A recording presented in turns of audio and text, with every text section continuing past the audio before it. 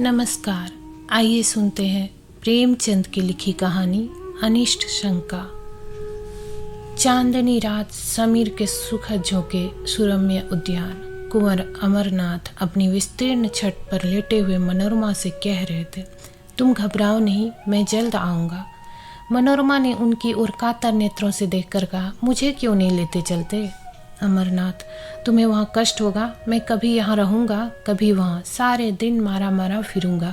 पहाड़ी देश है, जंगल और बीहड़ के सिवा बस्ती का कोसों पता नहीं। उन पर भयंकर पशुओं का भय, तुमसे यह तकलीफ़ें न सही जाएंगी। मनोरमा, तुम भी तो इन तकलीफ़ों के आदी नहीं हो। अमरनाथ, मैं पुरुष हूँ, आवश्यकता पड़ने पर सभी तकलीफ़ों का सामना कर सकता हूँ। मनोरमा गर्व से, मैं भी स्त्री हूँ, आवश्यकता पड़ने पर आग में कूद सकती हूँ। स्त्रियों की कोमलता पुरुषों की काव्य कल्पना है। उनमें शारीरिक सामर्थ्य चाहे न हो, पर उनमें यह धैर्य और साहस है जिस पर काल की दुश्चिंताओं का जरा भी असर नहीं होता। अमरनाथ ने मनोरमा को श्रद्धा में दृष्टि से देखा और बोले, यह मैं मानता हूँ, लेकिन जिस कल्पना को हम चिरकाल से प्रत्यक्ष समझते आए हैं वह एक क्षण में नहीं मिट सकती। तुम्हारी तकलीफ मुझसे ना देखी जाएगी, मुझे दुख होगा। देखो, इस समय चांदनी में कितनी बहार है। मनोरमा, मुझे बहलाओ मत, मैं हट नहीं करती, लेकिन यहाँ मेरा जीवन अपाढ़ हो जाएगा। मेरे हृदय की दशा विचित्र है। तुम्हें अपने सामने ना देखकर मेरे मन में तरह तरह की शंकाएं होती हैं कि कहीं चोट न लग गई हो। शिकार खेलने जाते हो तो डरती हूँ कि कहीं घोड़े ने शरारत न की हो। मुझे अनिष्ट का भय सदैव सताया करता है। अमरनाथ, लेकिन मैं तो विलास का भक्त हूँ। मुझ पर इतना अनुराग करके तुम अपने ऊपर अन्याय करती हो। मनोरमा ने अमरनाथ को दबी हुई दृष्टि से देखा, जो कह रही थी, मैं तुमको तुमसे ज़्यादा पहचानती हूँ। बुंदेलखंड में भीषण दुर्भिक्ष था। लोग वृक्षों की छालें छील छील कर खाते थे। क्षुधा पीड़ा ने भक्ष अभक्ष की पहचान मिटा दी थी। पशुओं का तो कहना ही क्या, मानव संतानें कौड़ियों के मोल बिकती थी। पादरियों की चढ़ बनी थी। उनके अनाथालयों में नित्य गोल के गोल बच्चे भेड़ों की भांति हाँके जाते थे। माँ की ममता मुट्ठी भर अनाज पर कुर्बान हो जाती। कुंवर अमरनाथ काशी सेवा समिति के व्यवस्थापक थे। समाचार पत्रों में यह रोमांचकारी समाचार देखे तो तड़प उठे। समिति के कई नवयुवकों को साथ लिया और बुंदेलखंड जा पहुँचे। मनोरमा को वचन दिया कि प्रतिदिन पत्र लिखेंगे और यथासंभव जल्द लौट आएंगे। 1 सप्ताह तक तो उन्होंने अपना वचन पालन किया, लेकिन शनैः शनैः पत्रों में विलंब होने लगा। अक्सर इलाके डाकघर से बहुत दूर पड़ते थे। यहाँ से नित्य प्रति पत्र भेजने का प्रबंध करना दुस्साध्य था। मनोरमा वियोग दुख से विकल रहने लगी। वह अव्यवस्थित दशा में उदास बैठी रहती, कभी नीचे आती, कभी ऊपर जाती, कभी बाग में जा बैठती। जब तक पत्र न आ जाता वह इसी भांति व्यग्र रहती। पत्र मिलते ही सूखे धान में पानी पड़ जाता, लेकिन जब पत्रों के आने में देर होने लगी तो उसका वियोग विकल हृदय अधीर हो गया। बार बार पछताती कि मैं नाहक उनके कहने में आ गई। मुझे उनके साथ जाना चाहिए था। उसे किताबों से प्रेम था, पर अब उनकी ओर ताकने का भी जी न चाहता। विनोद की वस्तुओं से उसे अरुचि सी हो गई। इस प्रकार 1 महीना गुजर गया। एक दिन उसने स्वप्न देखा कि अमरनाथ द्वार पर नंगे सिर नंगे पैर खड़े रो रहे हैं। वह घबरा कर उठ बैठी और उग्रावस्था में दौड़ी द्वार तक आए। यहाँ का सन्नाटा देखकर उसे होश आ गया। उसी दम मुनीम को जगाया और कुंवर साहब के नाम तार भेजा, किंतु जवाब न आया। सारा दिन गुजर गया मगर कोई जवाब नहीं। दूसरी रात भी गुजरी, लेकिन जवाब का पता न था। मनोरमा निर्जल निराहार मूर्छित दशा में अपने कमरे में पड़ी रहती। जिसे देखती उसी से पूछती, जवाब आया? कोई द्वार पर आवाज़ देता तो दौड़ी हुई जाती और पूछती, क्या जवाब आया? उसके मन में विविध शंकाएं उठती। लौंडियों से स्वप्न का आशय पूछती। स्वप्नों के कारण और विवेचना पर कई ग्रंथ पढ़ डाले, पर कुछ रहस्य न खुला।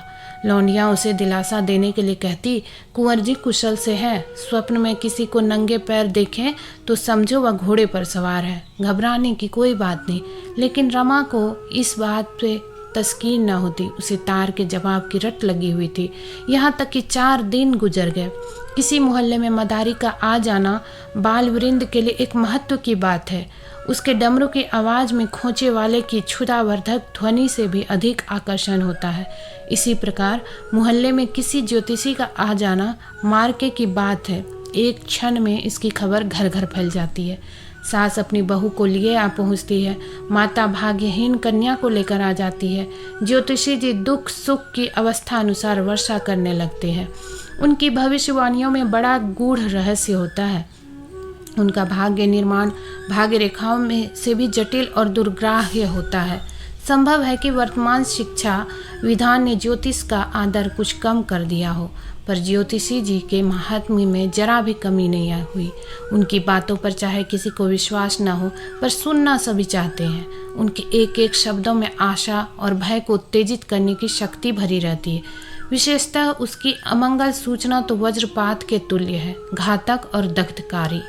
तार भेजे हुए आज 5वां दिन था कि कुंवर साहब के द्वार पर एक ज्योतिषी का आगमन हुआ। तत्काल मोहल्ले की महिलाएं जमा हो गई। ज्योतिषी जी भाग्य विवेचन करने लगे। किसी को रुलाया, किसी को हंसाया। मनोरमा को खबर मिली, उन्हें तुरंत अंदर बुला भेजा और स्वप्न का आशय पूछा। ज्योतिषी जी ने इधर उधर देखा, पन्ने के पन्ने पलटे, उंगलियों पर कुछ गिना, पर कुछ निश्चय न कर सके कि क्या उत्तर देना चाहिए।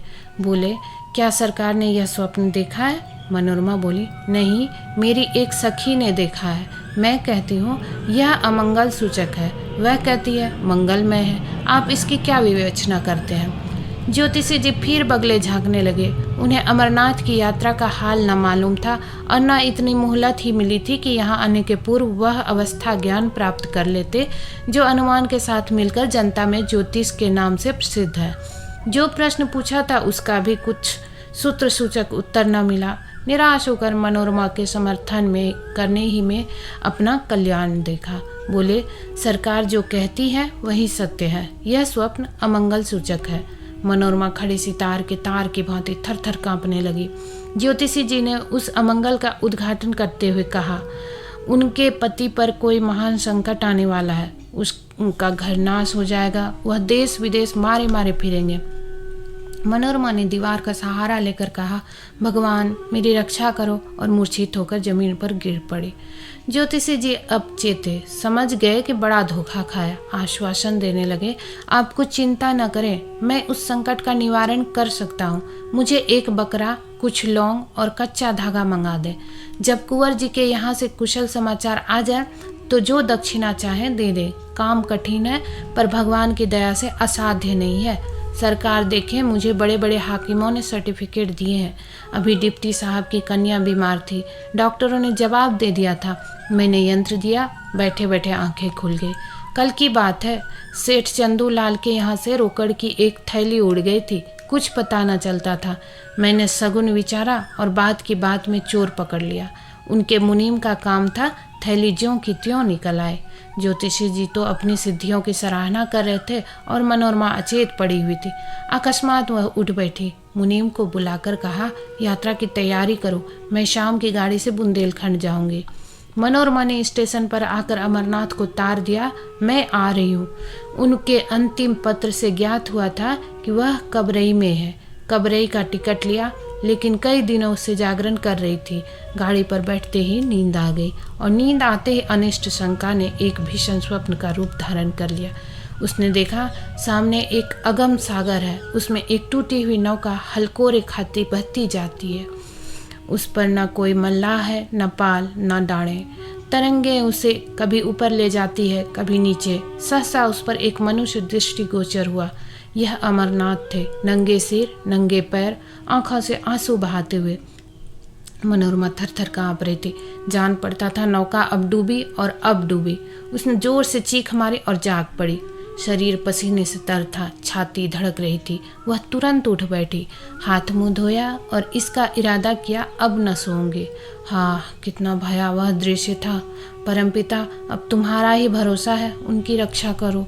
उसने खिड़की से सिर निकाल कर देखा, आकाश पर तारागण दौड़ रहे थे। घड़ी देखी, 12 बजे थे। उसको आश्चर्य हुआ, मैं इतनी देर तक सोई, अभी तो एक झपकी भी पूरी न होने पाई। उसने एक पुस्तक उठा ली और विचारों को एकाग्र कर पढ़ने लगी। इतने में प्रयाग आ पहुंचा, गाड़ी बदली। उसने फिर किताब खोली और उच्च स्वर से पढ़ने लगी। लेकिन कई दिनों की जगी आंखें इच्छा के अधीन नहीं होती। बैठे बैठे झपकियां लेने लगी। आंखें बंद हो गई और दूसरा दृश्य सामने उपस्थित हो गया। उसने देखा आकाश से मिला हुआ एक पर्वत शिखर है। उसके ऊपर के वृक्ष छोटे छोटे पौधे के सदृश दिखाई देते हैं। श्याम वर्ण घटाएं छाई हुई है। बिजली इतने जोर से कड़कती है कि कान के पर्दे फट जाते हैं। कभी यहाँ गिरती है, कभी वहाँ। शिखर पर एक मनुष्य नंगे सिर बैठा हुआ है। उसकी आंखों का अश्रु प्रवाह साफ दिख रहा है। मनोरमा दहल उठी। यह अमरनाथ थे। वह पर्वत शिखर से उतरना चाहते थे, लेकिन मार्ग न मिलता था। भय से उनका मुख वर्ण शून्य हो गया। अकस्मात एक बार बिजली का भयंकर नाद सुनाई दिया। एक ज्वाला सी दिखाई दी और अमरनाथ अदृश्य हो गया। मनोरमा ने फिर चीख मारी और जाग पड़ी। उसका हृदय बांसों उछल रहा था। मस्तिष्क चक्कर खाता था। जागते ही उसकी आंखों में जल प्रवाह होने लगा। वह उठ खड़ी हुई और कर जोड़कर ईश्वर से विनय करने लगी। ईश्वर, मुझे ऐसे बुरे बुरे स्वप्न दिखाई दे रहे हैं, न जाने उन पर क्या बीत रही है। तुम दीनों के बंधु हो, मुझ पर दया करो। मुझे धन और संपत्ति की इच्छा नहीं। मैं झोपड़ी में खुश रहूंगी। मैं केवल उनकी शुभकामना रखती हूँ। मेरी इतनी प्रार्थना स्वीकार करो। वह फिर अपनी जगह पर बैठ गए। अरुणोदय की मनोरम छटा और शीतल सुखद समीर ने उसे आकर्षित कर लिया। उसे संतोष हुआ, किसी तरह रात कट गई, अब तो नींद न आएगी। पर्वतों से मनोहर दृश्य दिखाई देने लगे। कहीं पहाड़ियों पर भेड़ों के गल्ले, कहीं पहाड़ियों के दामन में मृगों के झुंड, कहीं कमल के फूलों से लहराते सागर। मनोरमा एक अर्ध स्मृति के दशा में इन दृश्यों को देखती रही, लेकिन फिर न जाने कब उसकी अभागी आंखें झपक गई। उसने देखा अमरनाथ घोड़े पर सवार एक पुल पर चले जाते हैं। नीचे नदी उमड़ी हुई है। पुल बहुत तंग है। घोड़ा रह रहकर बिदकता है और अलग हो जाता है। मनोरमा के हाथ पांव फूल गए। वह उच्च स्वर से चिल्ला चिल्ला कर कहने लगी, घोड़े से उतर पड़ो, घोड़े से उतर पड़ो। यह कहते हुए वह उनकी तरफ झपटी। आंखें खोल गई। गाड़ी किसी स्टेशन के प्लेटफॉर्म से सनसनाती चली जाती थी। अमरनाथ नंगे सिर नंगे पैर प्लेटफॉर्म पर खड़े थे। मनोरमा की आंखों से अभी तक वही भयंकर स्वप्न समाया हुआ था। कुंवर को देखकर उसे भय हुआ कि वह घोड़े से गिर पड़े और नीचे नदी में फिसलना चाहते हैं। उसने तुरंत उन्हें पकड़ने के लिए हाथ फैलाया और जब उन्हें न पा सके तो उसी सुसुप्तावस्था में उसने गाड़ी का द्वार खोला और कुंवर साहब की ओर हाथ फैलाए हुए गाड़ी के बाहर निकल आए। तब वह चौंकी। जान पड़ा किसी ने उठाकर आकाश से भूमि पर पटक दिया। जोर से एक धक्का लगा और चेतना शून्य हो गई। वह कबरई का स्टेशन था। अमरनाथ तार पाकर स्टेशन पर आए थे, मगर यह डाक थी, वहाँ न ठहरती थी। मनोरमा का हाथ फैलाए गाड़ी से गिरते देखकर वह हाँ हाँ करते हुए लपके, लेकिन कर्म लेख पूरा हो चुका था। मनोरमा प्रेम वेदी पर बलिदान हो चुकी थी। इसके तीसरे दिन वह नंगे सिर नंगे पैर भग्न हृदय घर पहुँचे। मनोरमा का स्वप्न सच्चा हुआ। उस प्रेम विहीन स्थान में अब कौन रहता। उन्होंने अपनी संपूर्ण संपत्ति काशी सेवा समिति को प्रदान कर दी और अब नंगे सिर नंगे पैर विरक्त दशा में देश विदेश घूमते रहते हैं।